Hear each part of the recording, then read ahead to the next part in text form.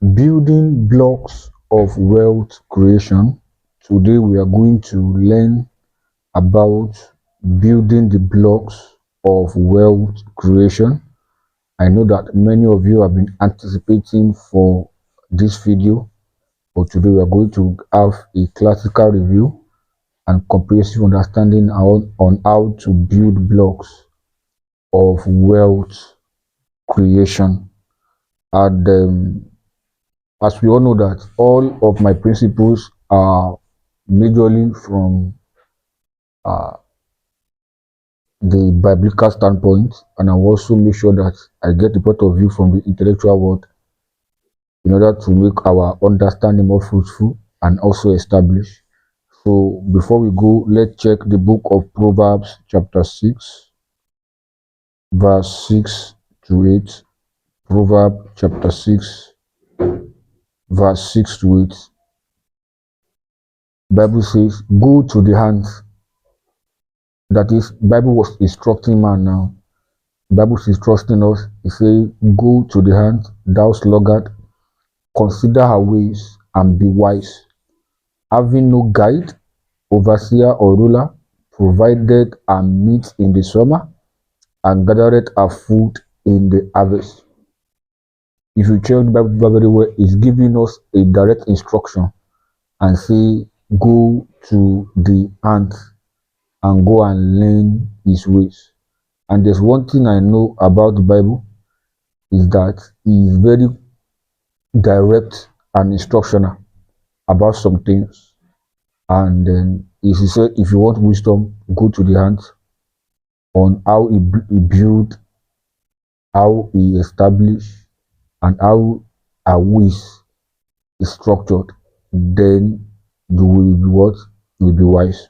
That means when you bring it down to building the block of wealth, that means we can learn from this animal and we can get understanding. So building block of wealth is a huge one for man to do. And that is why the Bible began to refer man back to the animal kingdom to learn how to build wealth correctly. To learn how to build wealth correctly. Naturally, this is awful.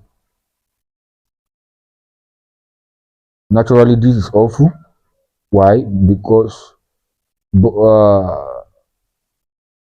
it's awful, but the word of the Lord is wisdom, because man is the utmost dimension of God's creation, and then animal should be the one to learn how to live from man. But unfortunately, in most cases, we are the ones that are learning from them. And you see, even on this matter, we are to learn from them on subjects of wealth, as far as subject of wealth is concerned. That means practically we should be the one, they should be what we're learning from men. But now, when it comes to building the wealth, building blocks of wealth, the Bible says we should go and learn from the ants. Now, therefore, this Bible suggests that man should go to the ant and learn, teaching us that ants have no guide, they have no overseer, they have no ruler, yet they provide themselves meat, and they did not withhold their hands to gather food both in the harvest and every season. And the consequence of obeying that instructions also found in the Bible verse, Proverbs chapter 18, verse 11. The Bible says, a rich man's wealth is his strong city. The destruction of the poor is the poverty. That's Proverbs 10, verse 11. And then also another Bible says, the rich man's wealth is his strong city, and as I war as his own conceit. That means when a man learns how to build the blocks of wealth, he has his wealth as a strong city. That means the Bible regards wealth as a strong city. It regards wealth as a strong voice. It regards wealth as a powerful tool that can become a fortress to a man. And there's a way to build it. That means wealth is like a block, a brick that you build on daily basis. The way the masons take block and begin to build houses, It used to build as a block upon block, block upon block, block upon block. That's how it would build wealth too. That means wealth is not something that you just uh, dive into and then you walk into it and then it became easy like that. No, wealth is actually something that you have to work with connectively. You have to structure yourself. You have to build with concise knowledge. So the summary of the Bible verse is telling us that we cannot successfully build a standing block of wealth accurately on our own unless we study diligence, discipline, and the wisdom of ants. That means we cannot build wealth successfully until we study the diligence, the discipline, and the wisdom from ants. That means a ant is an animal without a commander or supervision. Build a wealth, build a block of wealth for herself. They know how to store food for herself. So the ant depicts, or let me say, the ant depicted in this family, in this Bible verse is uh in the Bible verse is more than just an animal. That means it is a system to study as a personality and not as a figurative expression. That when the Bible says go to the ants, that means it's just more than an animal. There is a structural pattern a ant lives. There's a way they behave, there's a way they walk, and that is why the Bible says we should go and learn from them. That means to understand the way of ants, we must follow principles, and by paying total diligence in details, in precept upon precept, line upon line.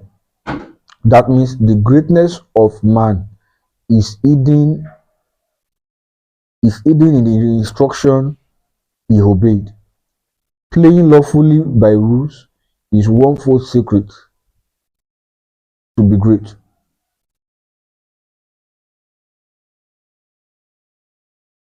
So playing lawfully by the rules is one false secret to remain great.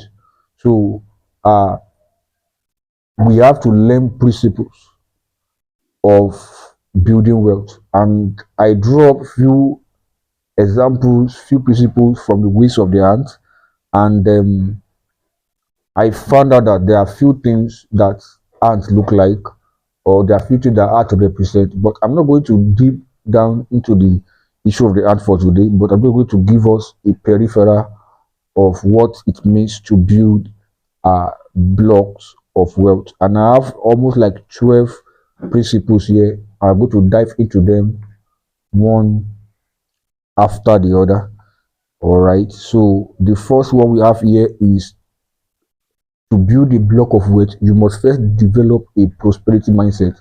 And if you don't forget that I mentioned these things many times about the issue of developing mindset, because your mindset is actually your driving engine, it's actually your driving figure.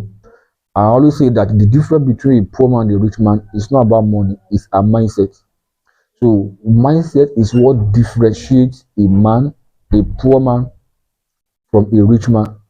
It was that differentiates a rich man from a poor man. So in the book of Proverbs chapter 23 verse 7, 8, the Bible says, as a man, as he thinketh in his heart, so is he.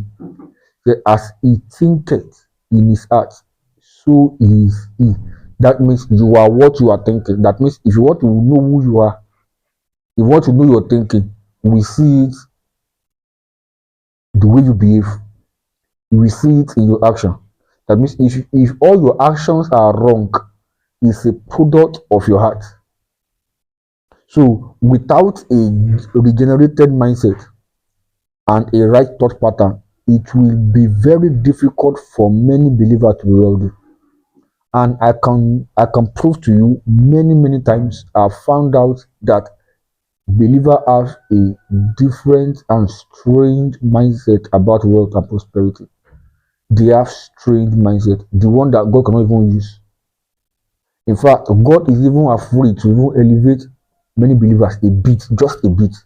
In fact, in our currency now, for God is even afraid to give a believer as little as 500,000. because he knew they are going to misbehave. That money is too much for their level of growth, including men of God.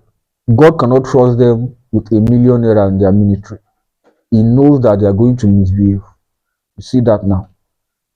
You don't even see the impact of that money on their ministry or their life. They are going to misuse it because there's no a developed mindset. So many believers have been made to think that talking about money also, or talking about or having wealth, is a carnal thing. So they believed preaching about it is worldly, and having much of it can lead one to hell. Those thoughts also came from poor mindset,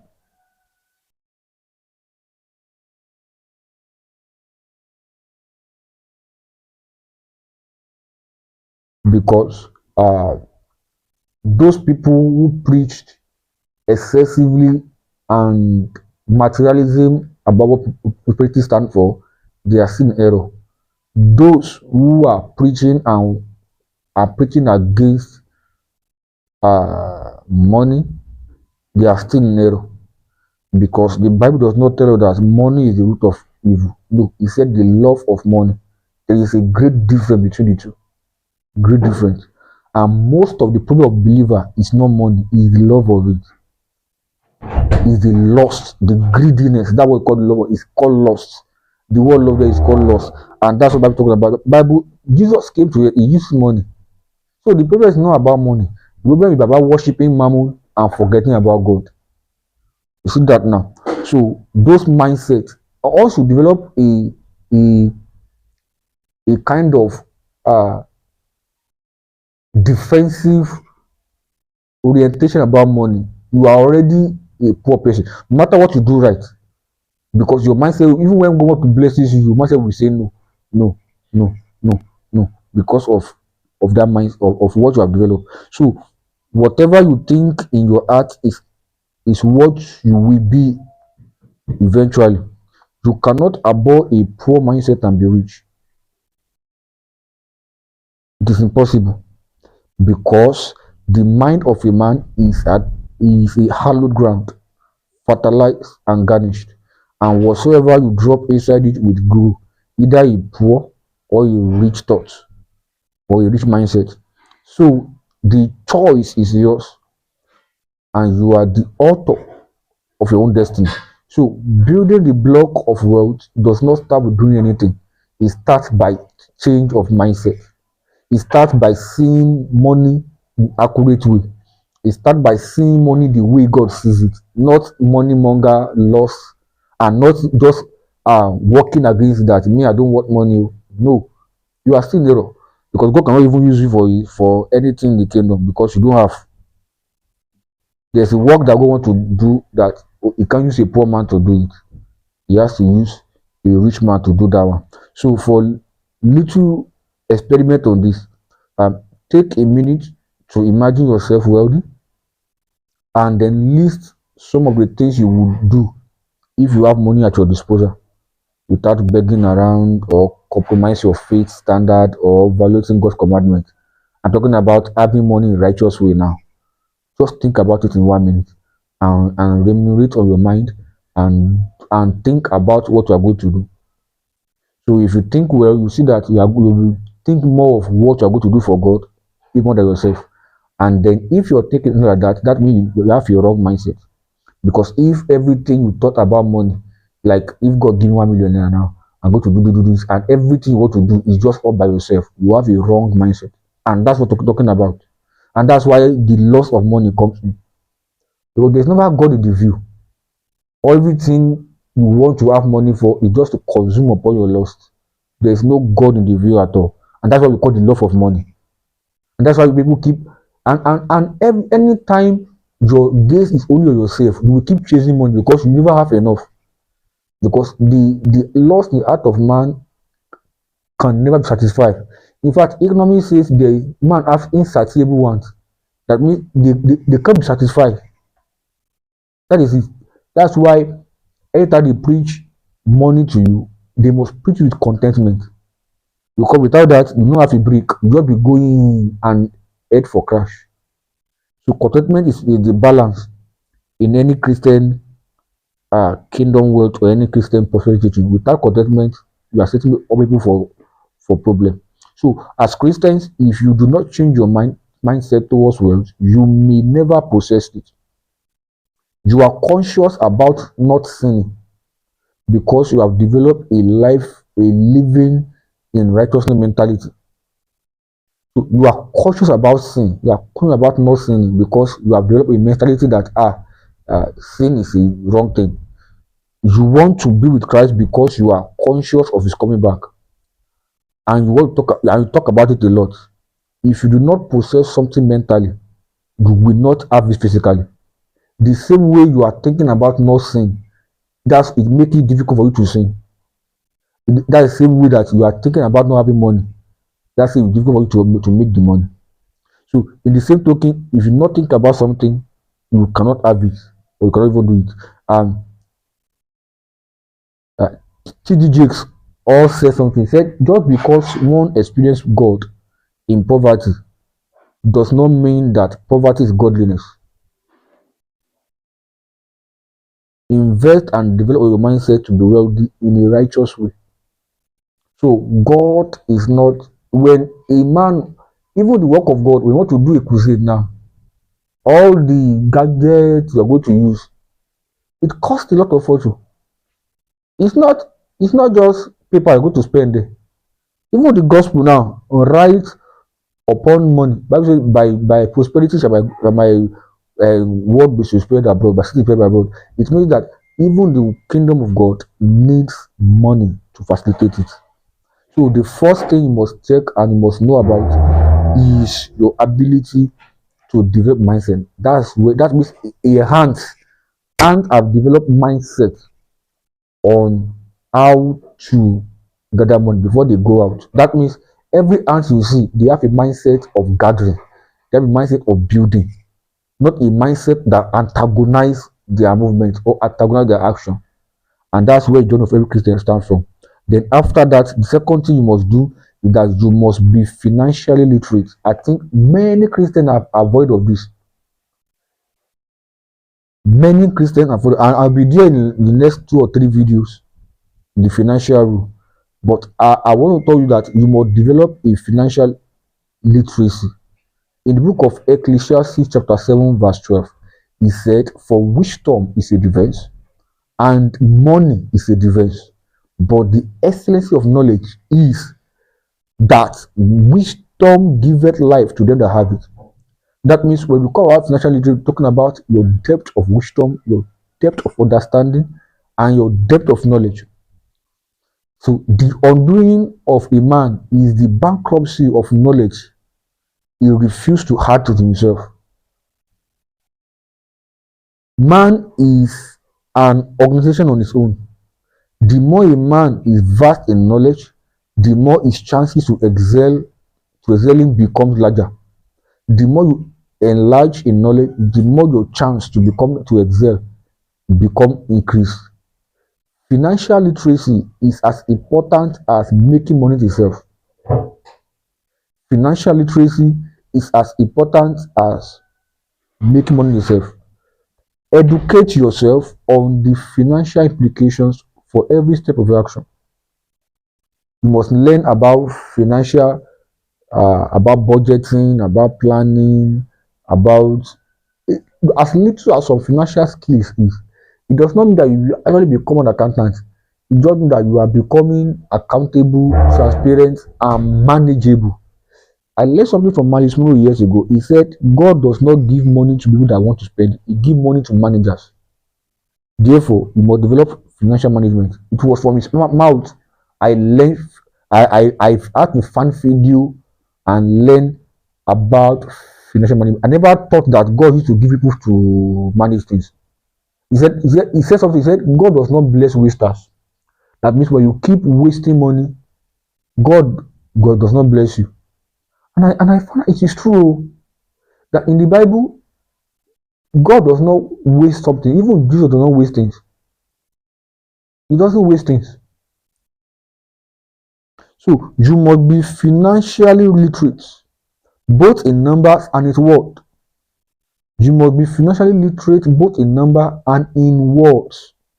Literacy is not just about reading or going to school, but having relevant information and understanding of financial terms.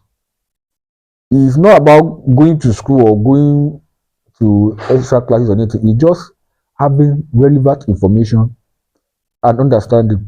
Sometimes we think working harder and longer will bring more money, but it's not.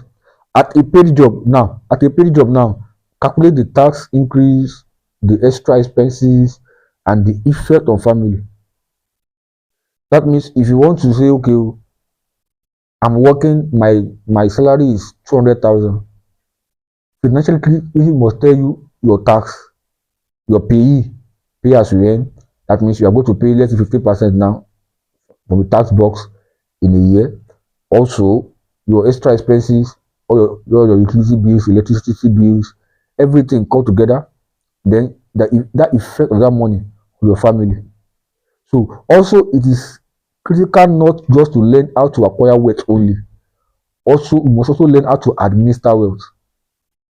So because I found that some people they are even making enough, but they don't know how to administer it. That's why every time they borrow, every time they lack, every time they are in debt, no, they don't know how to administer it. You must administer it. You must know what does it mean to purchase fairly used products by calculating the wear and tear. What does it mean to have debt for 30 years? How does car leasing differ from financing outright purchase? These are many more equations in financial terms you must be an added value to you.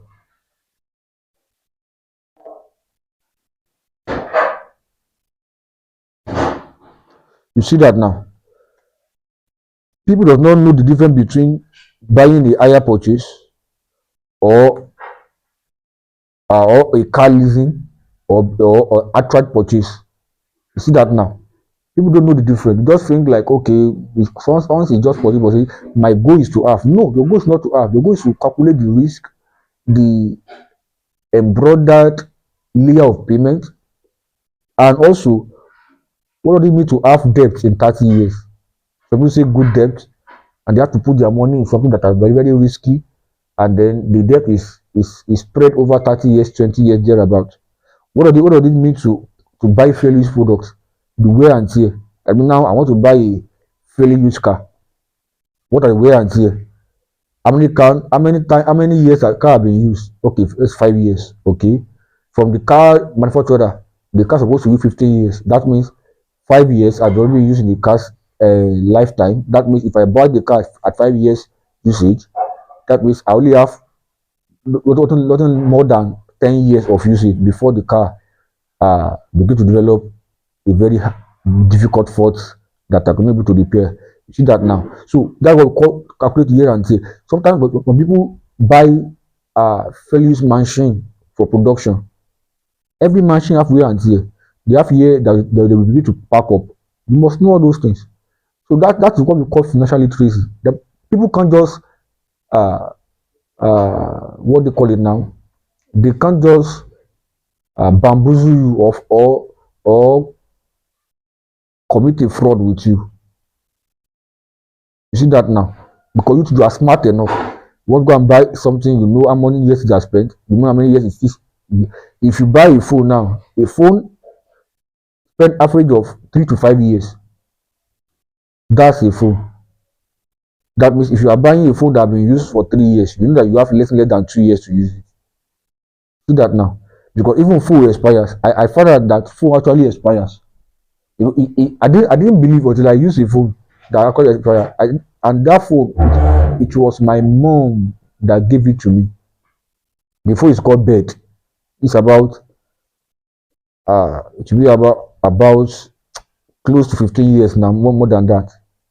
But she used the phone almost like 4 or 5 years as she gave it to me. And I used the phone almost like 1 year or so before the phone developed fault.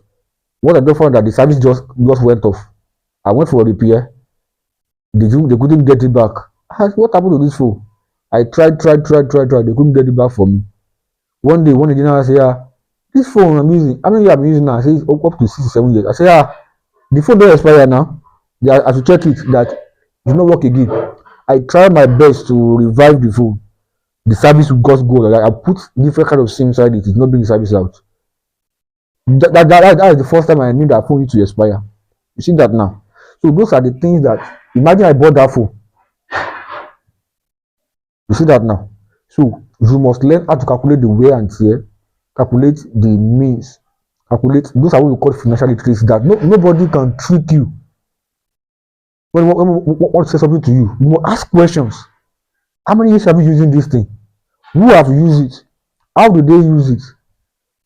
What are the remaining years left on this thing? Okay, somebody says, go and buy this thing. You go to spread the debt for 10 years for me. Okay, what is the implication of that? Start now.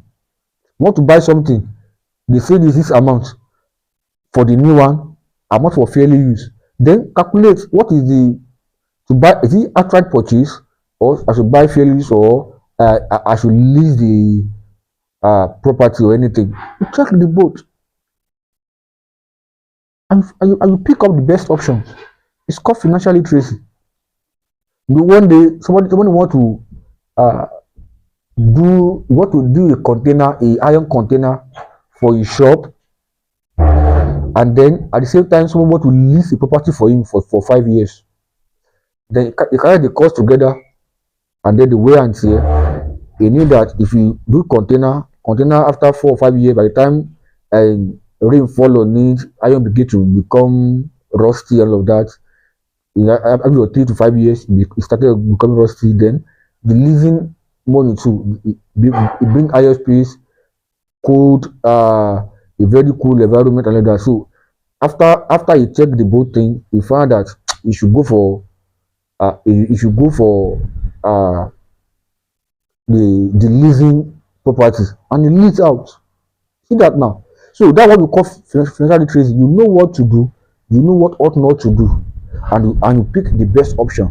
It's called financial literacy. Sometimes many people enter trap of money wastage because of the way they put or where they put the money, and the money begin to leak away because they don't have financial literacy. So the second thing you must learn about is what we call financial literacy. Then the third thing you must do is that you must assess your real worth by calculating your net worth. You must assess your real worth. You must, and by calculating what your net worth. That means you must not call yourself what you are not. You must not what call yourself what you are not. In the book of Proverbs chapter 11 verse 1, he said, a false balance is abomination to the Lord, but just weight is delight. A false balance is an abomination to the Lord, but just weight is his delight. Do that now. False balance. What does it mean to have false balance? False balance means neglecting accounting calculations. Maybe let me break it down so that we can understand very well what false balance means. False balance means neglecting accounting calculations and mismanagement of money, assets, or machinery. So when we say somebody have false balance, we are talking about somebody who neglected accounting calculations, who is mismanaging money, assets, or machinery. That means until you know where you stand, before you can truly assess what you have. Until you know where you stand, before you can truly assess what you have. So therefore, you can calculate your net worth in this manner. So let's calculate your net worth now. Asset minus liability is equal to net worth. Assets minus liability is equal to what? Net worth. Now, the question is, in simplified expressions, what is an asset? An asset is a thing that puts money in your pocket, while a liability is a thing that takes money out of your pocket. Simple. In that is simple accounting terms. To a layman, is it an asset? Asset is something that you acquire that bring money to you. A liability is something that you buy that they take money out of you. For example, if you buy a phone that you don't need, you really buy a liability, not an asset. So for many of you who are buying phones just to prove to people that you have arrived, you are wasting your resources and you are accumulating liabilities. Number one, that phone will data subscription, airtime subscription, whether you're using prepaid or postpaid, you are going to charge it. Charging will cost you money, either from solar system or generator or your electricity bill. At least something we pay for it. Either way, it is asset. But by the time that phone begin to bring money, then that phone now move from liability into asset. That means, let's say you are a content creator, you use that phone to shoot, you earn money through it, all those things. That phone now become a asset. That means whatever it is that the phone takes from you in money or monetary terms, that phone is going to return it back to you because it has become an asset. Now, for now, if I now say I want to go and buy a car that does not bring me money or does not enhance my efficiency, I have bought a liability, not an asset. So many times we buy too much of liability than assets. Sometimes we buy clothes. Not because we want to use the clothes to even earn more money, because anything you buy, it must be towards earning more or towards efficiency or effectiveness or your work demand it. So anything that does not go in line with your job or your profession to bring in more money is liability. So if you want to count your net worth now, you are going to count things that you own that start bring more money and things that you own that bring more money. Anything that is left is your net worth. If you can't do that, you have a false balance. That's what Proverbs was saying in the book of Proverbs 11 verse 1. A false balance is an abomination of the Lord. That means spending anyhow, spending on things that you don't need, that does not improve your efficiency, is a false balance. You are wasting money. You are neglecting calculations. That means this suggests to you that if you will ever be rich in life, you will spend your time buying assets. But if you want to be poor, buy more liabilities.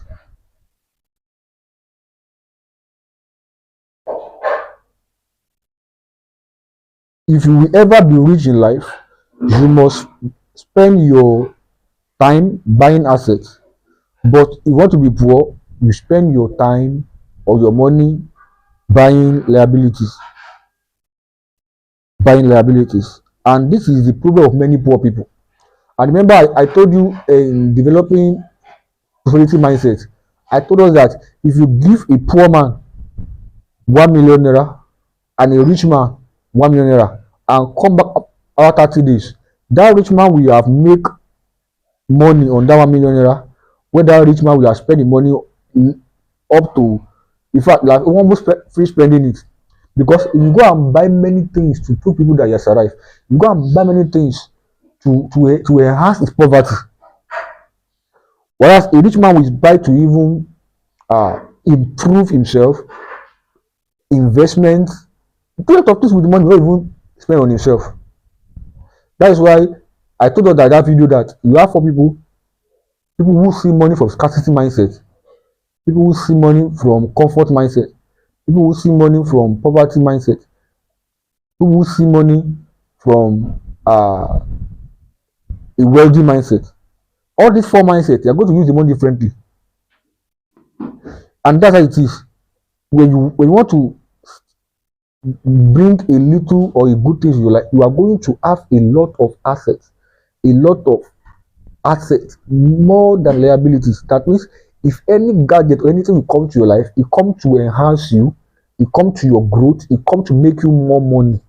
So if that thing is not towards making more money, it's actually just a liability. Simple as that. So you see, five people using 3, 4, 5 phones. Ask them for what? How many business do you have? Zero. How many people are calling you? Zero. What are you even going to do? No. Just walking around with 3 phones, doing nothing. See that now? That is why the way people think, the way people operate, the way they do things is actually different from each other. Completely different from each other. So the fourth thing you must do or you must learn to do is to begin early. Yeah. If you want to build the blocks of wealth, this time is now. I think our last video in this series is start where you are. And it's going to be a powerful message for you. If you want to begin or build a block of wealth, start early.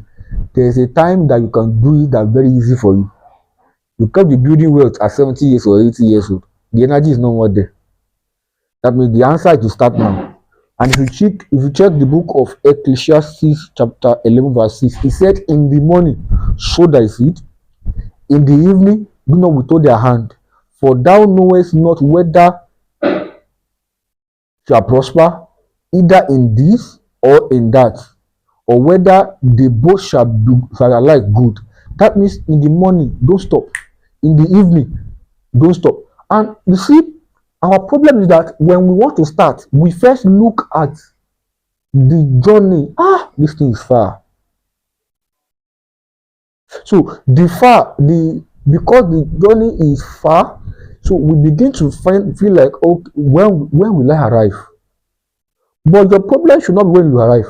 The problem is when I'm going to start. Because the moment you start, you are in the midst of the journey, you're already halfway done. And that is where mission comes. When you have a vision is a destination you are going. Mission is how you are going to get there. That's why when I have people that want to do business, want to do anything, do you have a vision? They say yes. Do you have a mission? They say yes. Okay, what's your vision? They say it. What's your vision? They say it. I let them point blank. You don't have a vision. I don't have a mission. You don't have both. Because people think mission is just a long statement and to bring the visionary this and that to become. No, that's not mission. And what's the vision? What's the mission now? To do this. So the mission is even contradicting the vision. So in a simple terms, vision is where you are going. Mission is how you're going to get there. Mission is called missionary, being on the move. Your tactics, your strategy to achieve that vision, your starting, your strategy to get there. If I say I'm going from Kano to Abuja is my destination. That's where I'm going. That's my vision in life. Then how I'm going to get to Abuja? That's a vision. That's a mission now. I'm going to move from my house down to. I'm going to go to the airport. Maybe my mission. I'm going to go to the airport, go buy tickets, book a flight ticket for me. Then I get to Abuja. Or another mission can say, okay, I'm going to get a bus, drive to a bus to from the car park, then to the bus, then for the bus down to Abuja. That's a mission. And then you can say, okay, I want to take a bike. And then you can say, I want to take a bicycle. The only problem is that our mission will tell us how far we're going to get there. That means the person that use plane will get there faster. The person that use bus will be more faster. The person that even use bike. The person that use bike more faster. The person that use bicycle. See that now. So all of us can have a great vision, but our mission will tell us how far we're going to end. So that means we can have a vision to get here. Somebody can get there in 50 years. You can get there in 40 years. Some in 30 years. Some in 10 years. Some even 5 years. All depend on your mission. See that now. So when you begin early, you have made the work easy for you and make it faster. So there are few financial principles that you must engage if you want to start early.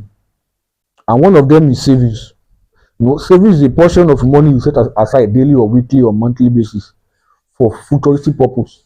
So that means if you are saving, you are building a block. But there's a lot of works around saving. There are saving as a culture. There is saving as saving out to investment. You must have both because you must learn how to save as a culture for emergency. Anything can happen to a man at any time that warrants a very big money. You can pull money from your emergency savings and use it for that thing without even borrow for anybody. Also, you must have another saving that is saving auto investment. That one you can't take from it. It's for basically for investment. See that now. So basically it's just a portion of money that you took aside for maybe either on daily basis or weekly basis or monthly basis for futuristic purpose. Know that anything that does not yield interest is not an investment, and anything that does not yield interest will remain in same value. That means they are savings. Joseph saved fifth part of the 7 plenteous years against the 7 years of drought. If you check the book of Genesis chapter 5:41, Joseph has adopted the 10-20-70 principle, meaning that any money that comes to your hand will go like this: 10% for God as tithe, 20% for savings, then 70% for spending, or as you are budgeted or as planned. That means if money enter your hand, 10% is for God, 20% is for your savings, then 70% is for your spending. See that now. And today, thank God, before, saving does not have interest. If you do Adashi now or you are saving, there's no interest on it. But now there are modern day apps now that you can save and still be earning on it. Yeah. Go and do this that you can save. There's nothing that coming. Now you can save money on daily basis or weekly basis, and they still pay you interest depending on how long you save and depending on can be 10%. Some even pay 12%. Some even pay up to 15%, depending on how much you are saving and what would get back. So that's savings. Now, also, if you want to start early, you must learn to do investment. Yes, investment. Investment is an act of acquiring or purchasing of something that has capacity to appreciate in value or yield extra money whenever it is sold. So when we say investment is acquiring or purchasing something that have capacity to appreciate in value,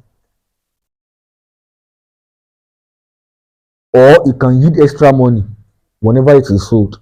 So anything that cannot yield interest or appreciate in value, but it is static, is not an investment. People think when I buy clothes, it's an investment. It's not. Only when the clothes can appreciate in value.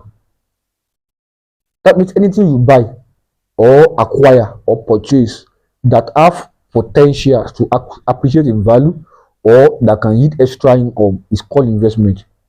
For something to call investment, it must yield at least 2/3 of its original value within a definite time. If you check the book of Matthew chapter 35, verse 67, the parable of talents, he said he gave to one 5 talents, give to one 2, give one buried it, the second guy have 2 more, the last guy have 5 more. So that's called investment. So anything you buy, either gold, either assets, either fixed deposit, either treasury bills, anything you do that have capacity to appreciate in value, it is an investment.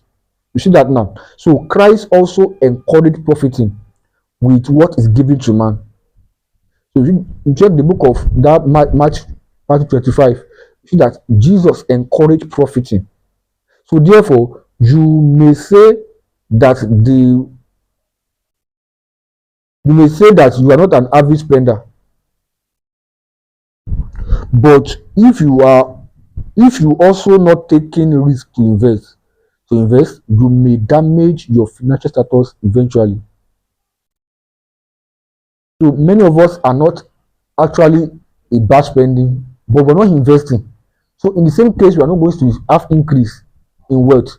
We're not building a block of wealth because it's not enough to be frugal.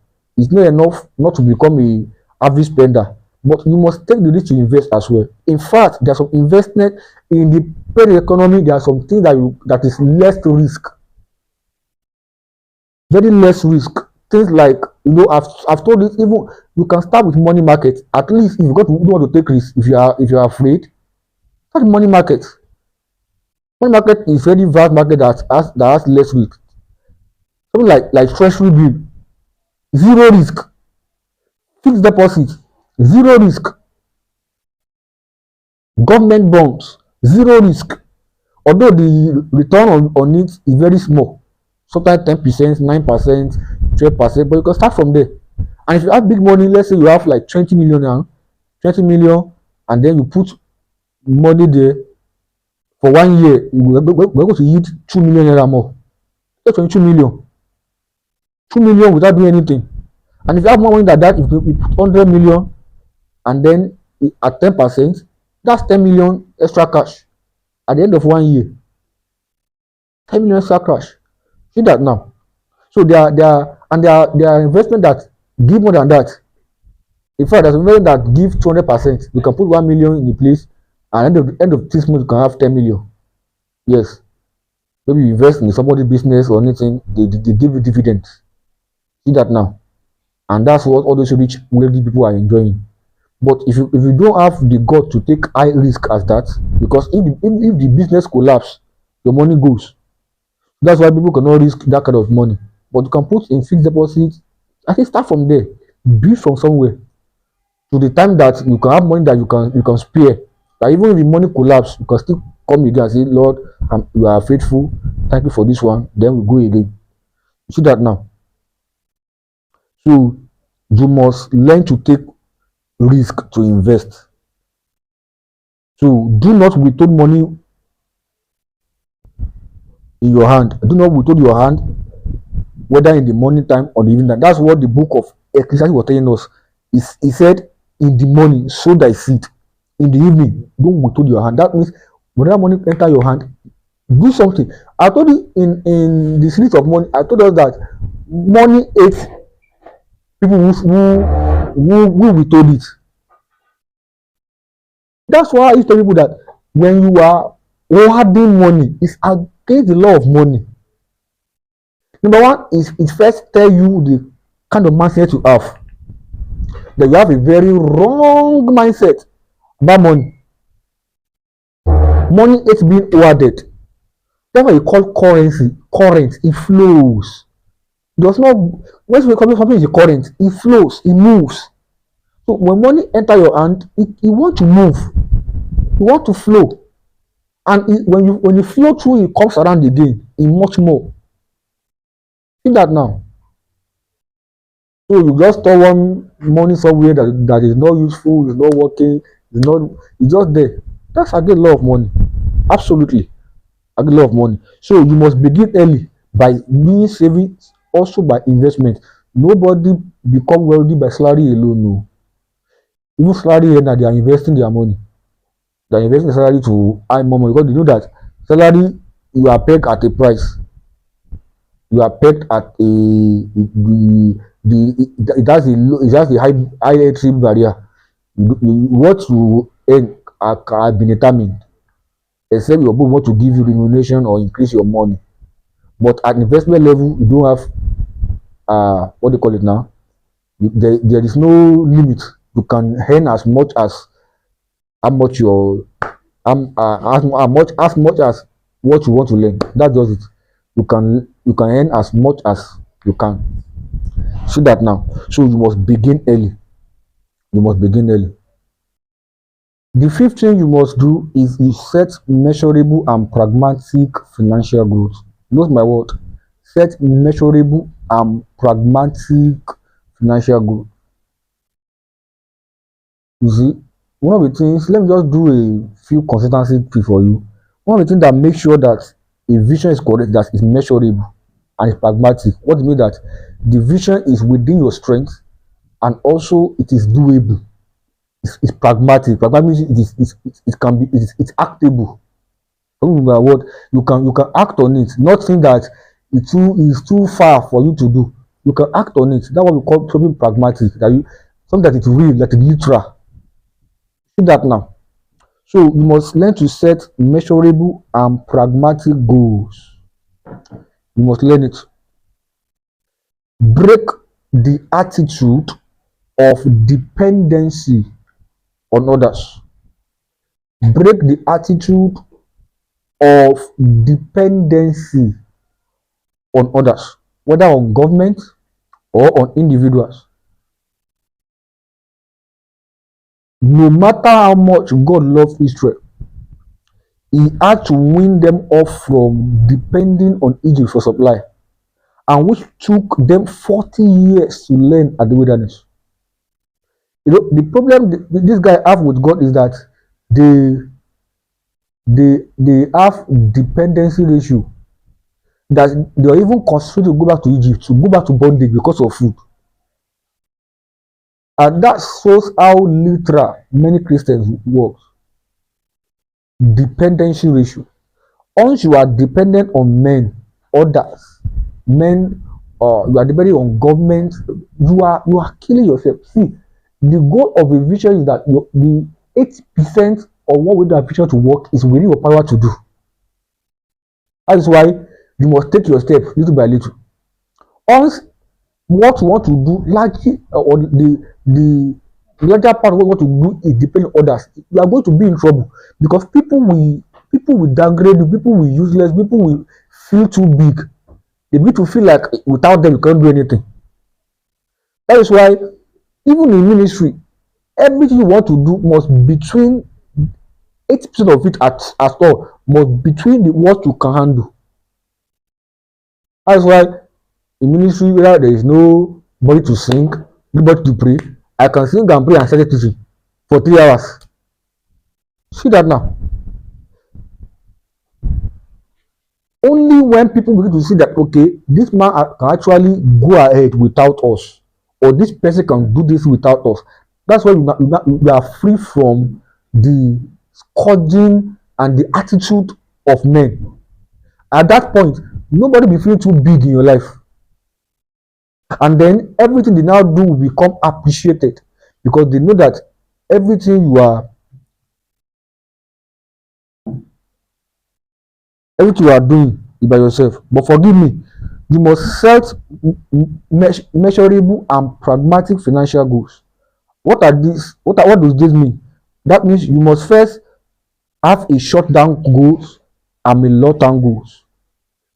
And that is why when I'm doing business, something for people, tell them there are short-term goals in business, there are long-term goals. Short-term goals are between 1 to 2 years or 3 years sometimes. Long-term goals are between 3 to 5 years or more.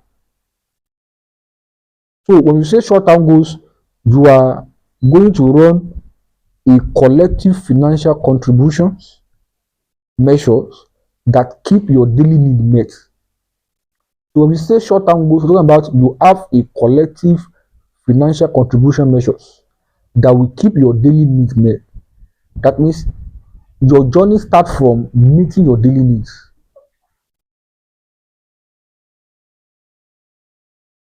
Your financial journey starts from not to acquire things. How will I eat without begging? How will I do basic things without loan? How will I even do basic chores without borrowing?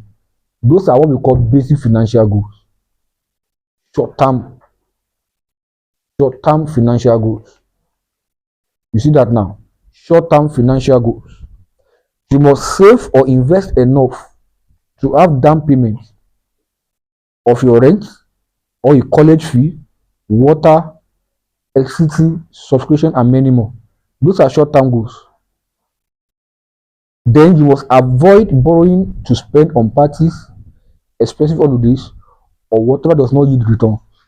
So when you're starting life from the beginning, when they are doing party of 200,000, it's not for you.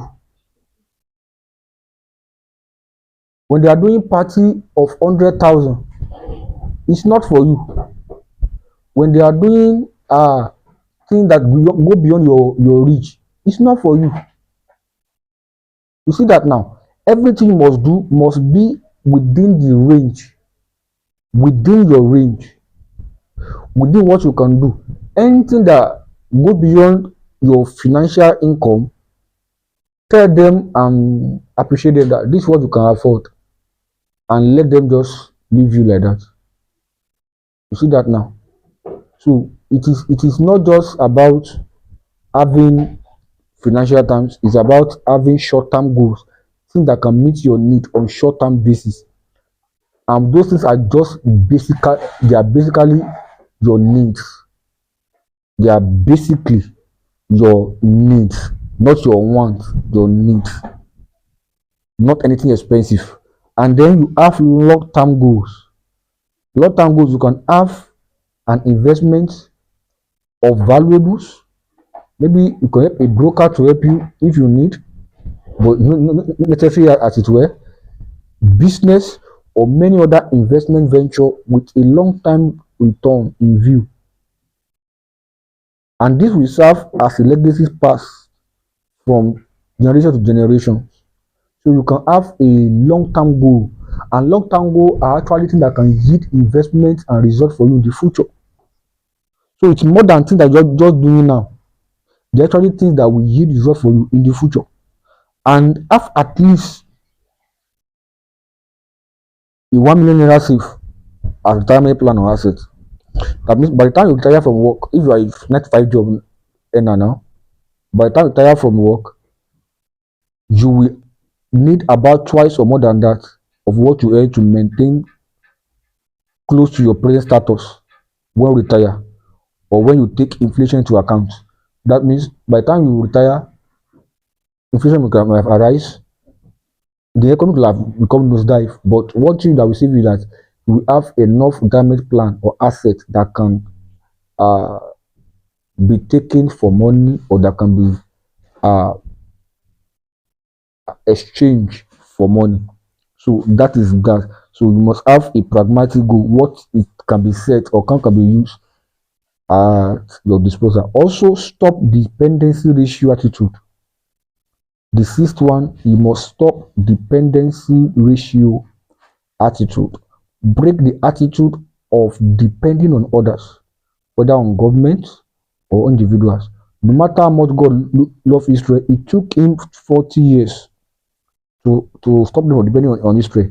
They did not have enough in Egypt, but not had enough in the wilderness as well. In Egypt, they are poor, they are broke, they don't have enough. Even in wilderness as well, they don't have enough. But God took them to a land where they could work, and with His help, they will have more than enough. So instead of asking people for fish, rather let them show you how to catch fishes, and do yourself, or do it by yourself, because you do yourself more harm if you keep depending on others, because men can disappoint you at any time. Yeah, in fact, at any time you do not expect. So you must prepare yourself and motivate yourself to stand first. If at all, people will help you later. That's how to start life. You must be dependent on yourself. You must be thinking on how to survive yourself first. Even though others will help you later, you must be thinking of that first. Always know this: do not be comfortable on low-paying jobs for fear of taking risk. Don't be comfortable on low-paying jobs for the fear of taking risk. Acquire knowledge and qualifications that enhance earning power. You may start with low-paying jobs from start, but don't be comfortable and be content and stay there till life will whip you in a way or manner that it turns to shame. So you must acquire knowledge and qualifications to enhance earning power. Change your associations if you have to. Great attitude precedes great opportunities, and know that everything is possible through Christ. You must learn and know that although I may start small, but I can become big. Smallness brings a lot of attitude, it brings a lot of problem, it brings a lot of things to people. So even God did not encourage smallness. He only said that do not despise your little beginning. That means your days can be enlarged, your days can improve, your days can grow. See that now. So you must stop dependency ratio when it comes to money. And that is why then the issue of borrowing. We talk about borrowing and debt last now a few days ago, and I said it that when it comes to borrowing, you have to be careful because it's just a dependency issue. If I don't have, I go to and borrow. If I don't have, I go and borrow. If I don't have, I go and borrow. If I don't have, I go and borrow. Till people become rejected, and debt become their normal cycle. You see that now. So you must break the dependency ratio from your neck. It is very, very important. Also, be a conscious consumer, not an avid one. The seventh one here, you must be a conscious consumer and not an avid one. In the book of Ecclesiastes, chapter 5, verse 10 to 11, he said, "He that loveth silver shall not be satisfied with silver, nor he that loveth abundance with increase. This is also vanity." He now said in verse 11, he said, "When good increase, they are increased that eat them, and what good is there to the owner thereof, saving the beholding of them with their eyes."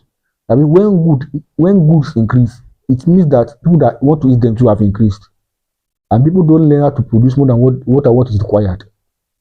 That means the scripture is depicting to us that consumer only increase in money or resources without saving and start spending anyhow.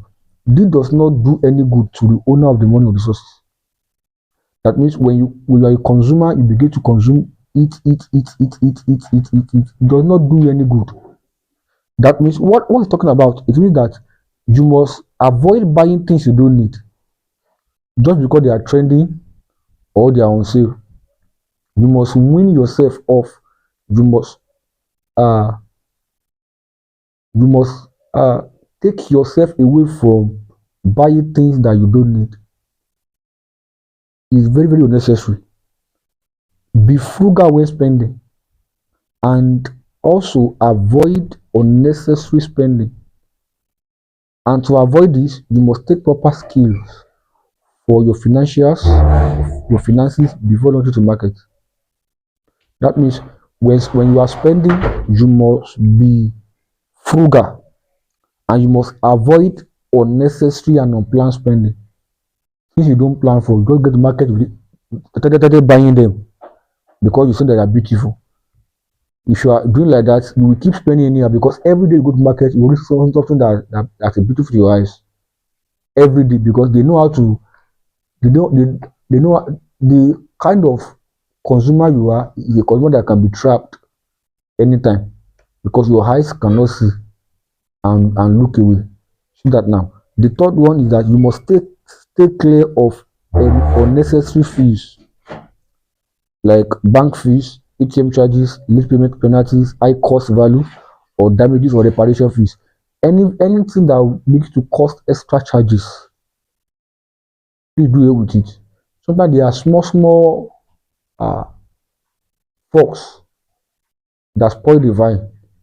So that those small charges, they don't look big as it were, but for someone who is starting afresh, there is a level where you get to that those things are becoming the body. You get it now. So you must learn how to manage it and how to cut expenses down. You know, when you have a lot of money, some fees will not become a burden to you. In fact, they are not a real problem anymore. But when you are starting out, every small amount matters, and you must cut yourself from all those. Also, negotiate down when buying things. Must learn to negotiate down when buying things like cars, houses, services, or many materials. Learn how to negotiate down. Very, very important.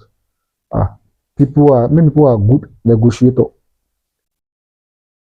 Especially in Africa, our mothers in Africa, they know how to negotiate. They know how to negotiate. They know how to negotiate. So negotiate. Don't just buy things the way they call it. If you do not negotiate, find a friend who can do that for you. I think I have a friend that time. I thought I was a good negotiator. But if this guy enter market with me, in fact, even me, I'll be stunned. and wow, say, people have this skill. So many times if I want to go to market and I know that my money is not that enough or something like that, and I need to beat the market price, I just tell the guy to follow me. So we go to market and I knew that his negotiating skill is very top notch. He know how to do it. It's as though God giving grace for it. So and that it made me have more cost, and then it made me have more money on my side. Instead of paying for things the way they said it, then I begin to have a different way of negotiating and keeping things working for myself. Also, always keep paying yourself. I think I have to say this. Always keep paying yourself, like savings. Setting money aside from every paycheck. It is clear to us that a foolish man squander all his treasure. So you must learn at least to save at least 20% of your income, as Joseph did in the land of Egypt. You must learn how to save at least 20%, at least minimum 20% of your income because of the days of emergency. You must learn it. Your savings are building blocks to prosperity. Yeah. Money market accounts, invest in mutual funds, individual stocks, bond, share funds, and other producing financial products. You must learn to, and all those things, you may not have enough money to do them, but you can save to do them gradually. As God help you, you must save to do them gradually as God helps you. See that now. So your savings are building blocks to prosperity. Your savings are building, so you must set money aside. But let me tell you that you must always set money aside. Always. And the best way to do it is just by savings. Naturally. Is by savings. That's the only way you can actually set money aside. And then those money can be used for anything. Now it will not affect your day-to-day running. Remember, I told you that you must learn how to run your activities, run your financial times, all your bills. You must learn how to pay them. Because that's when your basic needs are being met. That's where you can now look further for more financial income or more financial investment or anything that you do. But a man who have not eat or who have not even stabilized, the little that is coming to his hand can never go to investment or savings. Even if you try to save it, is he going to break the bank and use money to eat or do some basic stuff, because at that particular the money that is coming is not enough. But as time goes on, when money begin to increase or all the basic things have been met, then we cannot talk about investment and savings that will enhance more uh earnings as God will help. So the eighth thing you must do is to keep paying yourself by setting money aside, for different use as God will help you. Then the ninth thing you must do in building the wealth of building the blocks of wealth is be conscious of investment. I think I've said that many times, but I also say it again because I'm mixing savings with investment so much, so I have to put it in another outline that you must be conscious of investment. Whenever money comes into your hand, do not always think on how to spend it. Be investment conscious too. Because the undoing of many people is that they only maintain the mentality of spending alone, but they were never investment conscious, investing conscious. And I also tell us that investment is one of the fastest ways you can actually build wealth, because if you want to build wealth only by what you are doing,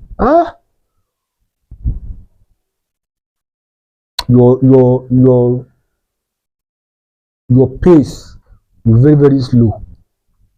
It will be too slow for you to quickly come out, because in gathering wealth, you need other people's time, other people's energy, other people's resources to gather wealth for yourself. And the best way to do it is through investment. Investment is putting your money in people's time, people's resources, people's energy to make money for yourself. But if you want to only work for yourself and make money, it will be too difficult. Do that now. So you must be investment cautious. It's very, very important because people just believe that okay, wealth is wealth. Even as business people, they have investment in different places. They have money locked in different places. They have a lot of things going on in different places. So it is not just uh, investment is just putting your money or resources in a place whereby it will yield returns at the end of a specific time. There's ROI. You see that now. Return on investment. You put money somewhere. After a while, the money comes back in multiple fold or in a staggering rate that suits you. See that now. That's what we call investment. And number 10 also, and you must do entrepreneurship, or have a entrepreneurship skills. See that now. You must get involved in business line with your profession. It is dangerous to stay as an employee forever. Dangerous. Although there is a clamor now that you can do 9 to 5 and then still be wealthy. Well, to some extent, it's possible because there are some 9 to 5 jobs that actually paying well. There are even many of them paying millions. You can actually be wealthy. And if you are an athlete, a sports star, you can be wealthy as well. See that now. So you must, but apart from that, you must get into business with the level of profession. It's dangerous to stay as an employee forever. You must be industrious, you must be inspired, you must be passive, you must be multidimensional and be versatile. So don't depend on salary alone. Think on little entrepreneurial business things that can take care of your expenses in life and reduce the load of expenses on the salary. So as a salary earner, you must also think of surviving business that you can do that will ease the load on salary. Sometimes a person of mine say something that she's earning some money, and I told her, okay, why can't you do this business and add it to it so that your salary will be uh easy to offload. Your expenses will offload from your salary to your that business. And no matter how much you are earning or the little profit you are getting for that business, it will be enough for daily things. You want to buy this, you want to buy that, transport. It will cater for it. In fact, she tried and did those things, she began to see the result. In fact, at the end of the day, she doesn't actually talk to her salary. She will just pay tithes from it and then keep the remaining. And that's it. Because you want to put every load on your salary, you are going to have a lot of problem. Because salary is not meant to carry all every load. There are other things that you must do that should carry the load for you. Yeah. So do not put the expenses of the whole family or salary. It's a costly risk if you lose your job one day. So another ways you must get into entrepreneurship is that if you put the load of your family on the salary you are earning, the day you lose the job, you are going to bear a lot of risk. A lot of risk. And the family will to pay for it. That is why sometimes tell people that when you lose your job, but you have small thing that you are doing, at least spend the time you're going to see another job. That business will still be catering for little things. It may not be much, but and even sometimes the reason why some business you are doing aside also is still small is because you don't have time for it. Maybe when you even lose the job, you don't have real time for that business, it cannot even grow. Because what you start in that business is attention. because you are away from 8 a.m. in the morning, you come back by 4 or 5 in the evening. So you have little time to even run the business, or people are running from you and they are even doing the way they like. But when you are even at the epicenter of the business now, you can even grow. Now see that in the first place, I don't even need a job, or even sack you can even be a blessing, depending on the business you are doing. But at the same time, if the business cannot even cater for you for long, but it can solve little problem, at least for the penny the time you're going to have a new job, that business will still be serving. That is why it is good for you to have entrepreneurial skills as you are doing. So you must think of whichever ways, or think of whichever ways your money can work for you. Else you will work for money all days of your life. You must think of any way money will work for you. Anywhere you can put money that will yield harvest for you. You must earn passively, and any passively also give you financial freedom a bit. So search out for what works for you instead of searching out for what to work for. Search out for what works for you instead of searching out what to work for. So your secret will be that you are not depending on salary. That is why you will see some people, all of them are working in the same place. Whether salary delay or not, they are not complaining. You know why? Because they know that whether they go to pay, but I have something I'm living on as extra income. I remember in those days when I was still working in the company, people be complaining, oh, salary job this month is very late. Oh, sorry, they don't pay hours early. And I can't just relate with your experience. You know why? Because I'm seeing extra income apart from salary. So by the time they even pay, I just look at the salary and leave an account there, I just leave it there and continue my day. You know why? Because I'm having extra income apart from salary that I'm earning. And that's how it is for everybody that is working. You can't just leave.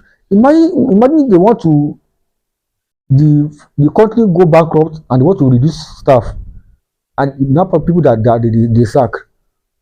How are you going to enjoy yourself? How are you going to survive? That's why everybody must have entrepreneurship skills in one way or the other to enhance or uh to release the burden of expenses from the salary. You see that now. And the 11th thing you must do is that you must seek the giver and not the gift. What do I mean? I mean that you must seek God more than what God wants to give. Remember, God is the only one who gives you power to make wealth. Oh, don't forget that our last video was about power to make wealth. If you must enjoy what He has given to you, then you must consciously have a responsibility to stay connected with Him. Consciously develop a responsibility to stay connected with God. In fact, you must follow the major principle that govern kingdom wealth creation. You have to, which is paying your tithe, the 10% of your income, and giving. Practice giving. Yes. Everybody must seek to learn or to look beyond what God wants to give and look out to God. Because sometimes our heart is not knitted with Him. We just want to use God for different things. So you must learn to obey His principles as well if you want to have stability in your finances. So whenever you focus on money, you focus on money only without setting your gaze on the Lord, you will end up a casualty. A man who loves money than God is a mistake finding where to happen. And it's true. Any man who loves money than God is a mistake finding where to happen. And eventually he will end up a bad and corrupted. You know why? Because money is an obedient slave when you submit to God, but money is a bad master that can cheer you up if you refuse to submit to God. Money can become an obedient slave if you are inside of God, and money can also become a bad master that will tear you down if you refuse to submit to God. That's why Bible says you can't worship God and mammon. That means this spirit, this money thing. People actually worship money in our world today. Yes, and you know what? Why is it so? Is because of uh, is because of the way we see it. It's because of uh, our economy now is not tied to money. So everybody just believe uh, money, money, money, money. So, and it's true. People go out of the house early in the morning and come back late at night. Everything is by money. Everything is for money. Everything is for money. So I understand that as Christians we need money, but we shouldn't be going after it the way people are lost after it in the world there. There's a way to go after it. God knows that we need it, and there's a way you can go after it. So you must see God, the gifter of the gift. You must see God, the giver, more than the gift you want to give to you. And the last one, you must go and read and think.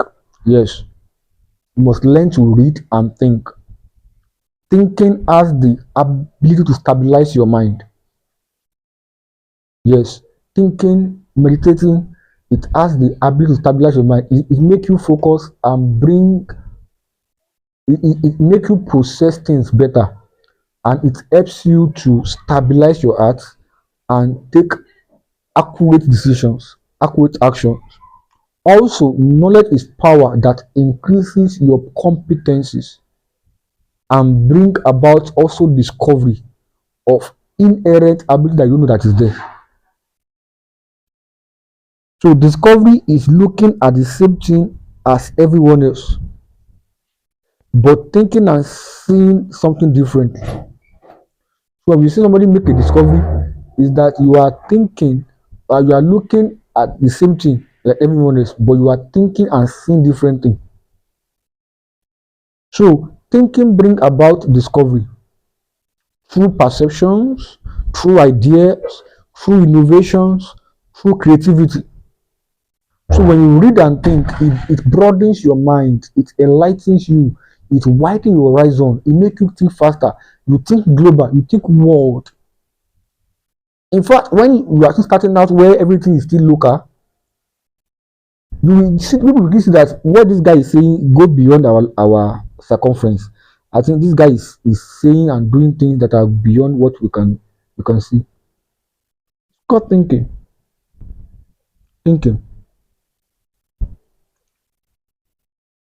So the more you ponder on same word, same idea, the more you think, the more you meditate, the more you are going to build new things every time, even the hidden things.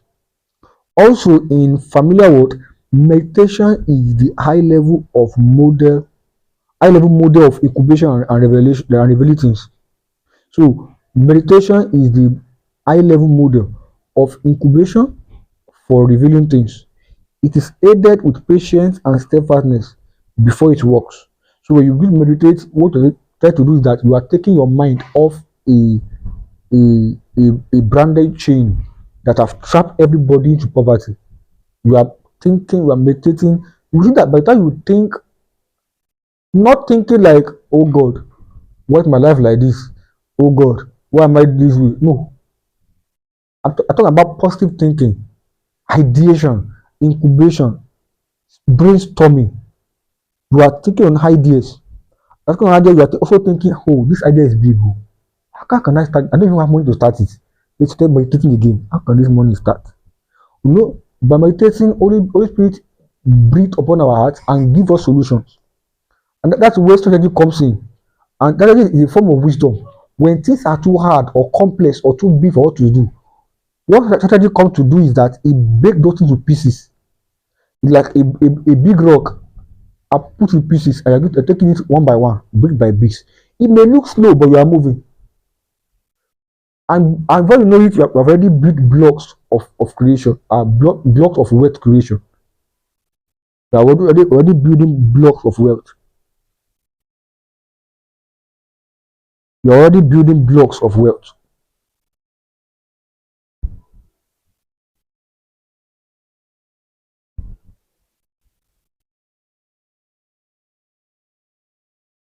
So people don't know that um building blocks of wealth is just more than just doing anything. Sometimes it must radiate your heart, it must radiate your spirit, it must radiate your soul. You must think positively that this thing will happen. It is that meditation, that thinking that will make you to be seeing things against all odds. Even when there is a lot of obstacles on the way, your thinking will be so strong that it will bring about faith that will make you think positively that when men are even telling you that this thing is not possible, you tell them it's possible. It's very, very possible. Because you are seeing beyond them. You're not just seeing what they are seeing, you are seeing accurately, you are perceiving rightly, you are seeing what people are not seeing. So you must be able to read more, find books, read books that broadens your mind, that broadens your thinking. There are a lot of financial books that give you better understanding about finances. See that now. And that book will help you broaden your horizon, broaden your mindset, stabilize your mind, and make you take accurate decisions. Before you are confused, you don't know what to do. You are broke. Now you are now full of wisdom. You know what to do because of you have read wide and you have think wide. You ponder on this thing, you sit down, meditate a lot, and believe that this thing is possible. So those how to build the blocks of wealth every time. Building the blocks of wealth is not rocket science. It's something that you consciously engage for people that are ready to do it. So if you're not ready to do it, well, no problem about it, but you have your way. I can go with it. But reading and thinking also will help you take accurate financial decisions as God will keep helping you here and there. So these are the 12 things you must look into if you want to build the blocks of wealth. And next thing, I'm going to talk about the principle of wealth transfer in our next video, and we'll tell you how wealth transfer works. For many of you have been asking me, how does wealth transfer work? I'm going to show you the scripture, what it means by wealth transfer. So it's not a spooky thing, because people think wealth transfer is just like God will kill an unbeliever and not give you their wealth. No, God does not do that kind of thing. There are principles, there are ways to engage it. There are biblical ways that happen in the Bible, how God did wealth transfer. And God will not do anything apart from His word. So if you are taking your wealth transfer, somebody giving you money, no, it's none of that. You can give money by favor, but it's not wealth transfer. You can give you money, they can bless you, but wealth transfer is an accurate understanding of doing something right. So until next time I come your way, I believe that you understand the principle of wealth creation. Next time I come your way, I'm going to give you a lot more of this series. Do well to subscribe, do well to comment, share, and like this video. But next time I come your way, goodbye and God bless you. Bye for now.